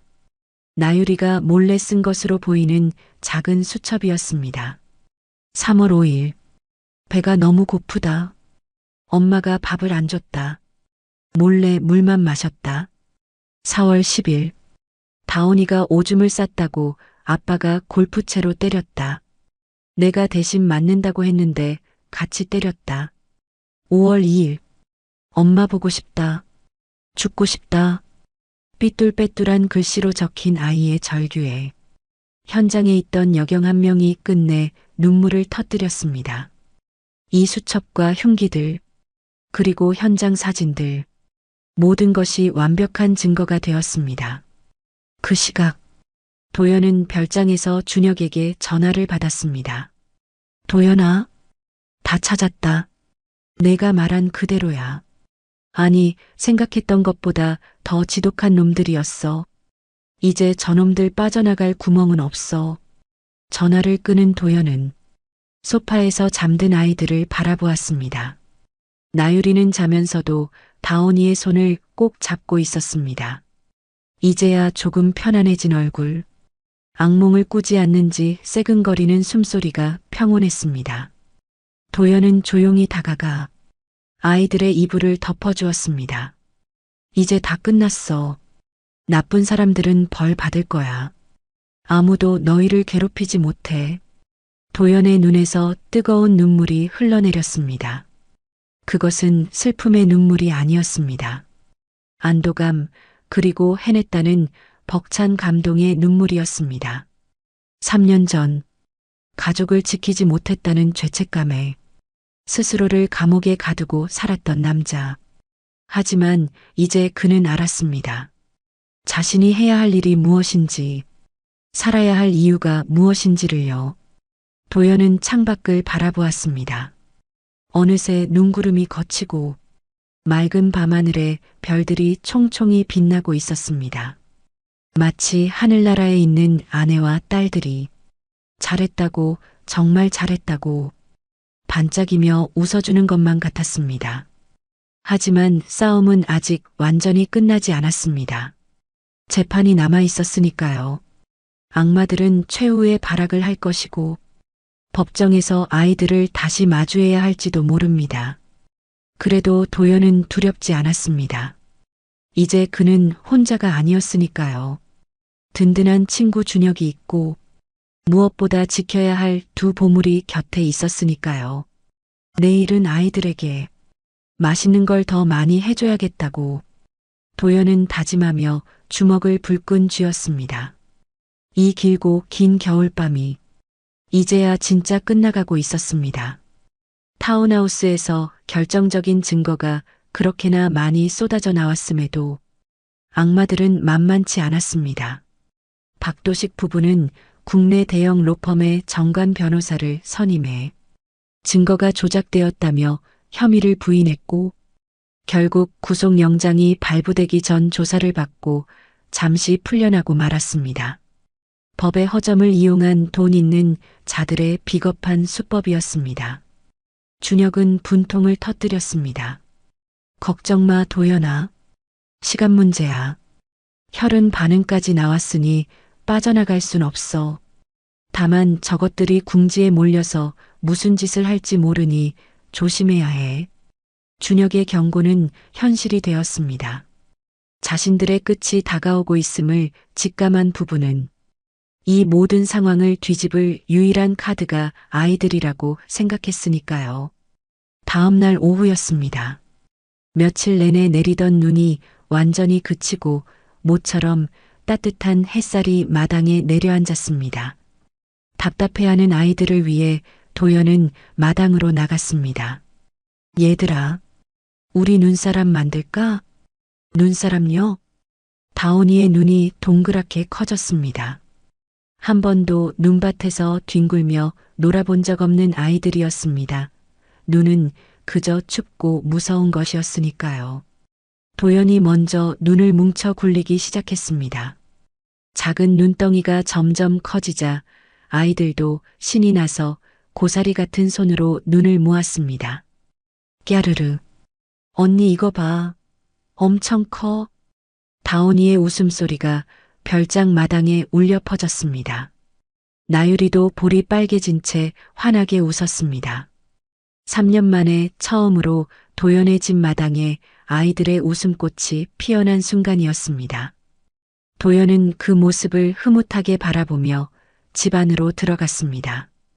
아이들에게 줄 따뜻한 코코아를 타기 위해서였죠.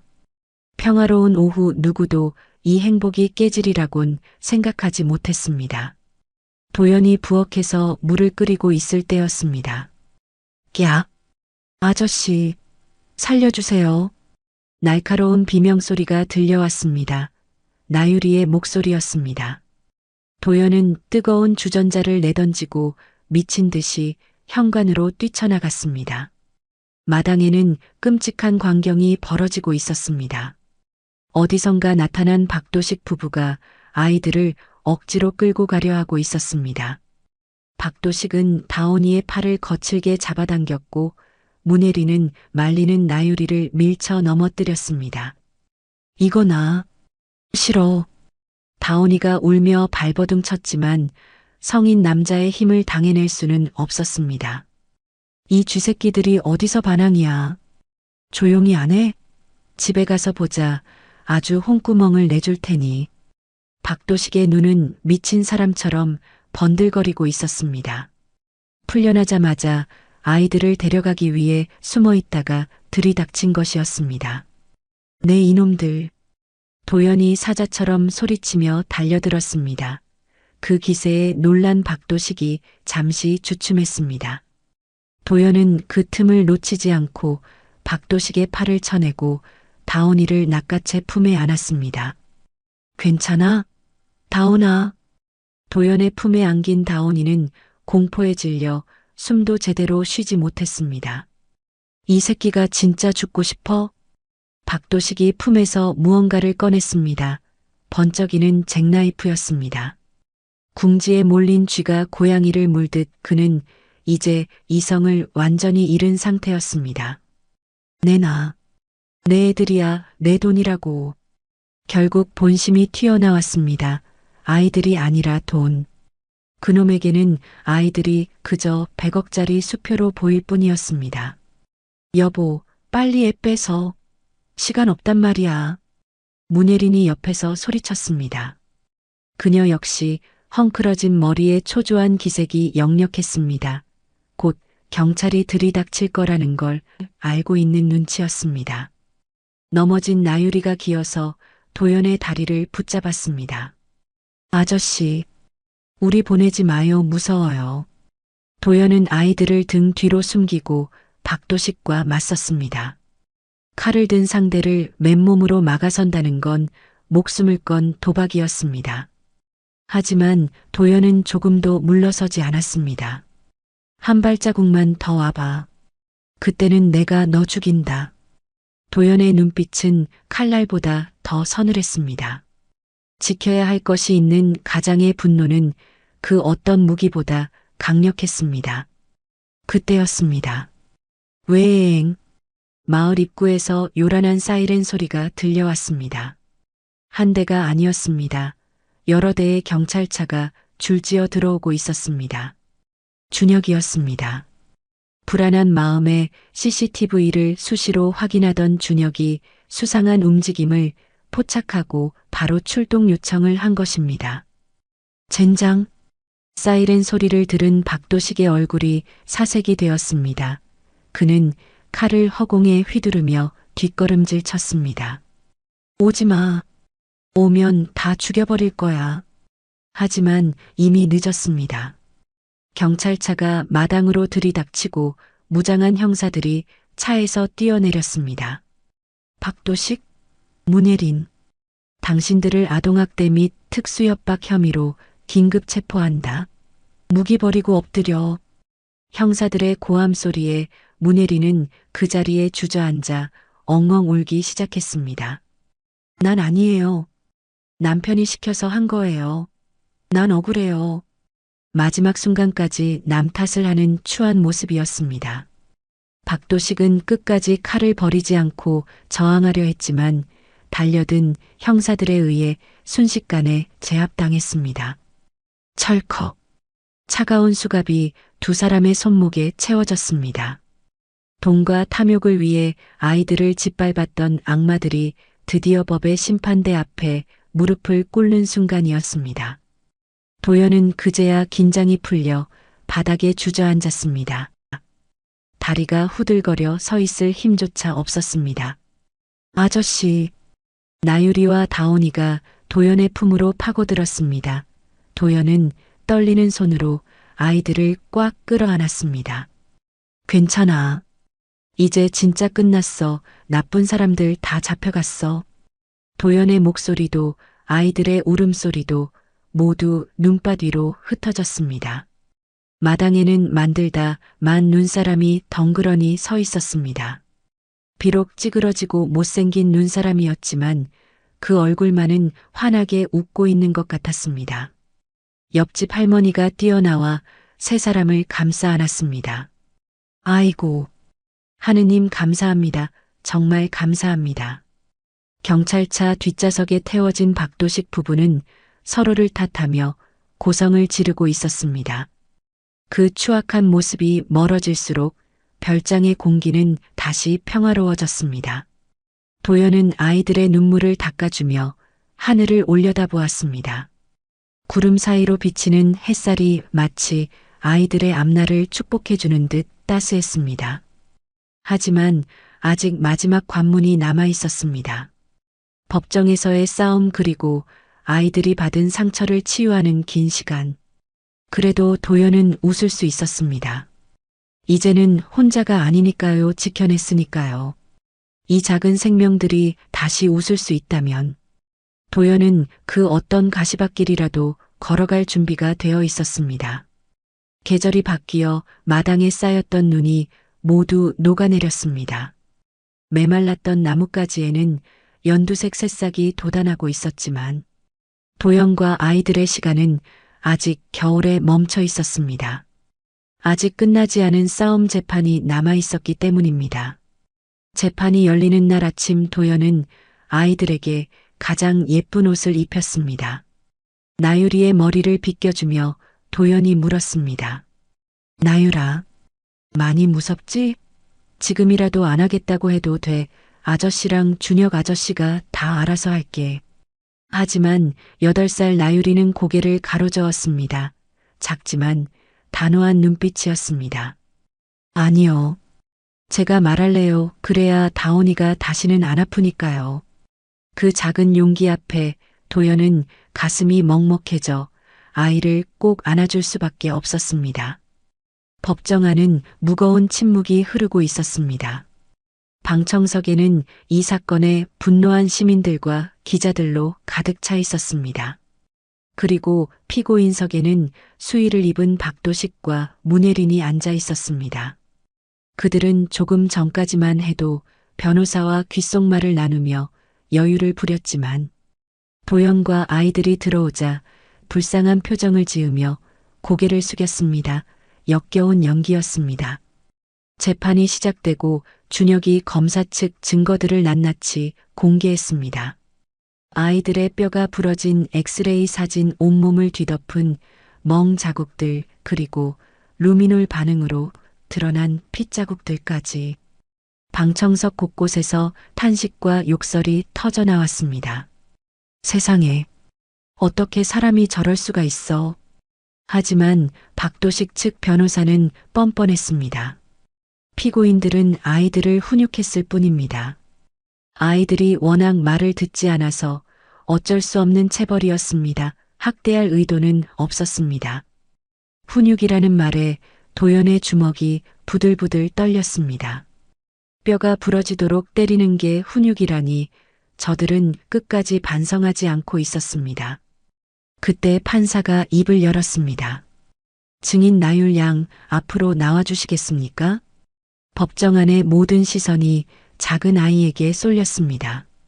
도연은 나유리의 손을 잡고 증인석까지 함께 걸어갔습니다. 나유리의 손이 차갑게 식어 있었습니다. 괜찮아. 아저씨가 바로 뒤에 있을게. 도연이 나유리를 의자에 앉히고 물러서자 판사가 부드러운 목소리로 물었습니다. 나율 양, 많이 떨리지? 판사님은 나율이 이야기를 듣고 싶어서 그런 거니까 거짓말하지 말고 솔직하게 말해주면 돼. 할 수 있겠니? 나율이가 마이크를 두 손으로 꼭 쥐고 고개를 끄덕였습니다. 그럼 물어볼게. 엄마 아빠가, 아니 피고인들이 나율이랑 다온이를 자주 때렸니? 나율이는 잠시 맞은편에 앉은 박도식을 쳐다보았습니다. 박도식이 눈을 부라리며 입모양으로 무언가 중얼거렸습니다. 죽는다는 협박 같았습니다. 나유리의 어깨가 움츠러들었습니다. 공포가 다시 아이를 집어삼키려던 순간 나유리는 방청석 맨 앞줄에 앉은 도연을 보았습니다. 도연이 주먹을 쥐고 고개를 끄덕이며 응원의 눈빛을 보내고 있었습니다. 지켜줄게라고 말하는 듯 했습니다. 나유리는 깊게 숨을 들이마시고 입을 열었습니다. 네, 자주 때렸어요. 왜 때렸는지 기억나니? 배고파서 밥 달라고 하면 때렸어요. 다온이가 울면 시끄럽다고 때렸어요. 법정 안이 술렁거렸습니다. 나유리의 목소리는 작았지만 그 울림은 그 어떤 확성기보다 컸습니다. 그리고 새 아빠가 그랬어요. 우리는 버려진 애들이라서 맞아야 정신 차린다고요. 누구한테 말하면 다시 고아원에 버려버릴 거라고 했어요. 나유리의 눈에서 눈물이 뚝뚝 떨어졌습니다. 저는 맞아도 괜찮은데 다온이는 아직 아기잖아요. 그래서 제가 대신 맞는다고 했는데 아빠는 골프채로 우리 둘 다 때렸어요. 아니야. 저 거짓말쟁이.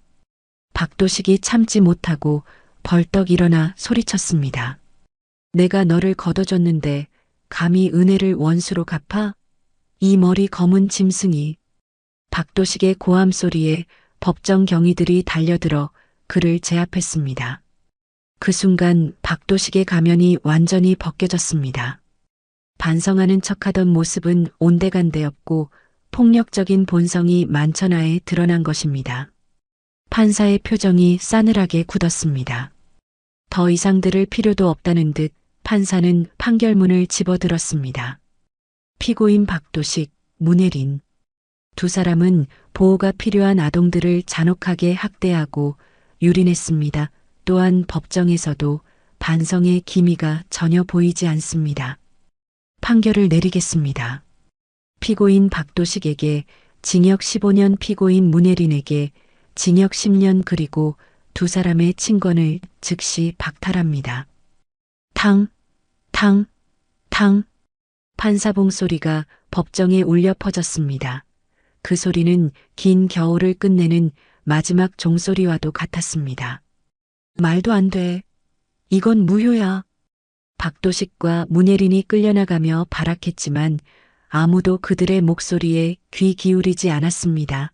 방청석에서는 박수가 터져 나왔습니다. 재판이 끝나고 법원 밖으로 나왔을 때 따스한 봄 햇살이 세 사람을 비추었습니다. 도연은 다리에 힘이 풀려 계단에 잠시 주저앉았습니다. 준혁이 다가와 도연의 어깨를 두드렸습니다. 고생했다, 친구야. 이제 진짜 끝났다. 고맙다, 준혁아. 정말 고맙다. 도연은 친구의 손을 맞잡으며 뜨거운 눈물을 삼켰습니다. 그때 나유리가 도연의 옷자락을 잡아당겼습니다. 아저씨. 응, 나유라? 도연이 무릎을 굽혀 아이와 눈을 맞췄습니다. 나유리의 큰 눈망울에 도연의 얼굴이 비쳤습니다. 이제 나쁜 사람들 감옥 갔으니까 우리 다시는 안 잡혀가요? 응, 절대 안 잡혀가. 그럼 이제 무서운 꿈 안 꿔도 돼요? 그 한마디가 도연의 가슴을 후벼 팠습니다. 8살 아이가 그동안 겪었을 공포의 무게가 고스란히 전해졌기 때문입니다. 도연은 나유리와 다온이를 품에 꼭 안았습니다. 그럼 이제 무서운 꿈 안 꿔도 돼. 아저씨가 밤마다 지켜줄 거니까 예쁜 꿈만 꾸게 해줄게. 약속할게. 나유리의 입가에 그제야 희미한 미소가 번졌습니다. 다온이도 언니를 따라 방긋 웃었습니다. 도연은 아이들을 안고 일어섰습니다. 어느새 불어온 봄바람이 아이들의 머리카락을 부드럽게 간지럽혔습니다. 집에 가자. 맛있는 거 먹으러 가자. 네. 아이들의 힘찬 대답이 파란 하늘로 날아올랐습니다. 폭설이 내리던 날 시작된 악연은 끝이 났고 이제 이들 앞에는 따뜻한 봄날만이 기다리고 있었습니다. 하지만 아직 할 일이 하나 더 남아 있었습니다. 아저씨가 아닌 진짜 아빠가 되는 일. 도연은 아이들의 손을 더 꽉 잡으며 집으로 향했습니다. 발걸음이 어느 때보다 가벼웠습니다. 박도식 부부에게 실형이 선고된 지 3개월이 지났습니다. 별장 주변을 뒤덮었던 눈은 이제 흔적도 없이 사라졌고 마당 구석구석에는 노란 개나리와 분홍 진달래가 앞다투어 피어나고 있었습니다. 하지만 도연은 그 아름다운 봄을 즐길 여유가 없었습니다. 오늘은 세 사람의 운명이 결정되는 날이었으니까요. 도연은 거울 앞에 섰습니다. 3년 만에 낡은 패딩 대신 말끔한 정장을 꺼내 입었습니다. 넥타이를 매는 손이 신입사원 면접 때보다 더 심하게 떨리고 있었습니다. 아빠, 아니, 아저씨, 넥타이가 삐뚤어졌어요. 다온이가 쪼르르 달려와 도연의 바짓단을 잡으며 까르르 웃었습니다. 그래, 우리 다온이가 고쳐줄까? 도연이 허리를 굽히자 다온이가 고사리 같은 손으로 넥타이를 만지작거렸습니다.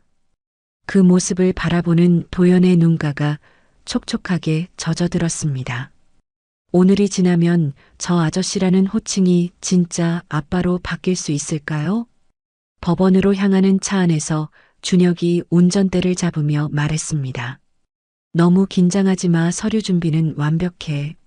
내 경제적 능력이야 말할 것도 없고 양육계획서도 흠잡을 데가 없어. 판사님도 감동하실걸? 준혁의 농담에도 도연은 마른 침만 삼켰습니다. 가정법원 가사재판부 이곳은 죄인을 심판하는 곳이 아니라 새로운 가족을 허락하는 곳이었습니다. 판사님 앞에 선 도연은 그 어느 때보다 진지했습니다. 신청인 한도연 씨 혼자서 두 아이를 키우겠다고 하셨는데 쉽지 않은 길입니다. 단순한 동정심입니까? 판사의 날카로운 질문에 도연은 고개를 저었습니다. 아닙니다. 동정심이었다면 여기까지 오지 못했을 겁니다. 도연은 잠시 숨을 고르고 나유리와 다온이를 바라보았습니다. 3년 전 저는 사고로 아내와 두 딸을 잃었습니다. 그 후로 저는 죽은 사람이었습니다. 숨만 쉬고 있을 뿐 사는 게 아니었습니다. 법정 안에 정적이 흘렀습니다. 그런데 저 아이들이 눈보라를 뚫고 제게 왔습니다. 아이들을 살려야 한다고 생각했는데 지나고 보니 저 아이들이 저를 살린 거였습니다. 도연의 목소리가 미세하게 떨렸습니다. 저 아이들이 밥을 먹고 웃고 뛰어노는 모습을 보면서 저는 다시 살고 싶어졌습니다. 제 남은 생을 다 바쳐서라도 저 아이들의 울타리가 되어주고 싶습니다. 도연의 진심 어린 고백에 판사의 표정이 부드러워졌습니다. 이번에는 판사가 아이들을 불렀습니다. 나율 양 아저씨랑 사는 거 어때요? 혹시 불편하거나 싫은 점은 없나요? 나율이가 마이크 앞에 섰습니다. 8살 아이는 더 이상 떨지 않았습니다. 좋아요, 아주 많이요. 어떤 점이 제일 좋나요? 나율이가 잠시 생각하더니 또박또박 말했습니다. 아저씨는 약속을 지켜요. 지켜준다고 했는데 진짜 지켜줬어요. 그리고 아저씨 등에서는 따뜻한 냄새가 나요. 따뜻한 냄새? 네, 우리 아빠 냄새요. 나유리의 대답에 도연은 결국 참았던 눈물을 터뜨리고 말았습니다. 손수건으로 얼굴을 감싸쥐고 어깨를 들썩이며 울었습니다. 판사는 안경을 고쳤으며 판결문을 읽어 내려갔습니다. 본 법원은 신청인 한도연의 입양 신청을 허가합니다.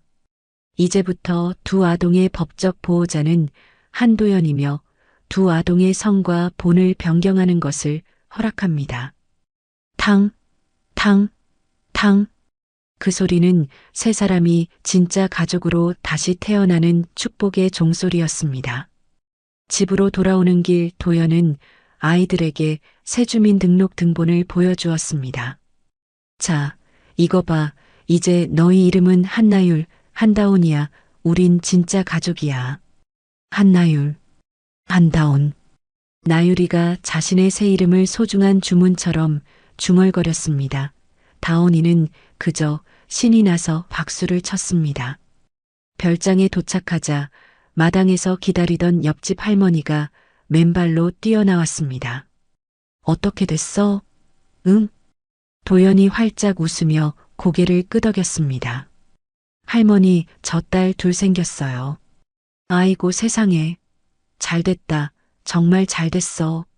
할머니는 도연과 아이들을 번갈아 껴안으며 덩실덩실 춤을 추셨습니다. 내 이럴 줄 알았지. 하늘이 맺어준 인연인데.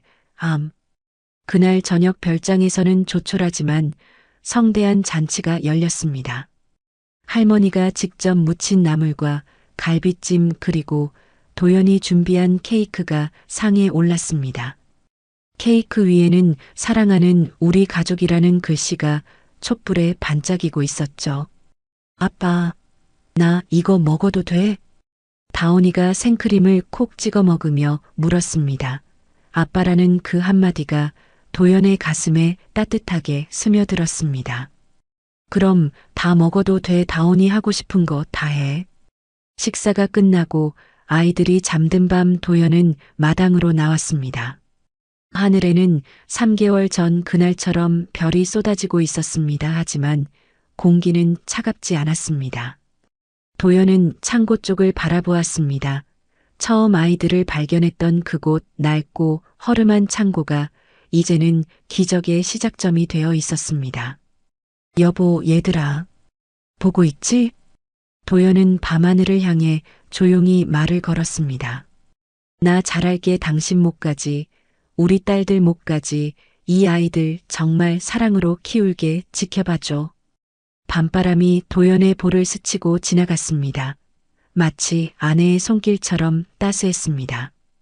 그때 안방에서 잠꼬대 소리가 들려왔습니다.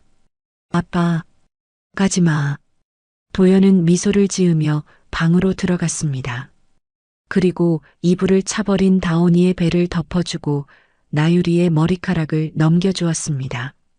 두 아이의 평온한 잠든 얼굴, 그것은 도연이 지켜낸 세상이자 도연이 살아갈 내일이었습니다. 도연은 아이들 사이에 누워 조심스럽게 팔베개를 해주었습니다. 안 가. 아빠 여기 있어. 영원히 옆에 있을게. 폭설이 내리던 밤 죽어가던 세 개의 영혼이 만나 서로의 온기로 다시 피어났습니다. 길고 긴 겨울이 가고 마침내 이 낡은 별장에도 진짜 봄이 찾아왔습니다. 비록 피 한 방울 섞이지 않았지만 이제 이곳에는 세상에서 가장 따뜻한 아버지의 이름 한도연이 남았습니다. 긴 겨울 끝에 찾아온 도연과 아이들의 봄처럼 구독자님들의 삶에도 따뜻한 기적이 함께하기를 바랍니다. 오늘 이야기가 마음에 닿으셨다면 구독과 좋아요, 그리고 새 가족을 위한 따뜻한 응원의 댓글 부탁드립니다. 건강하세요.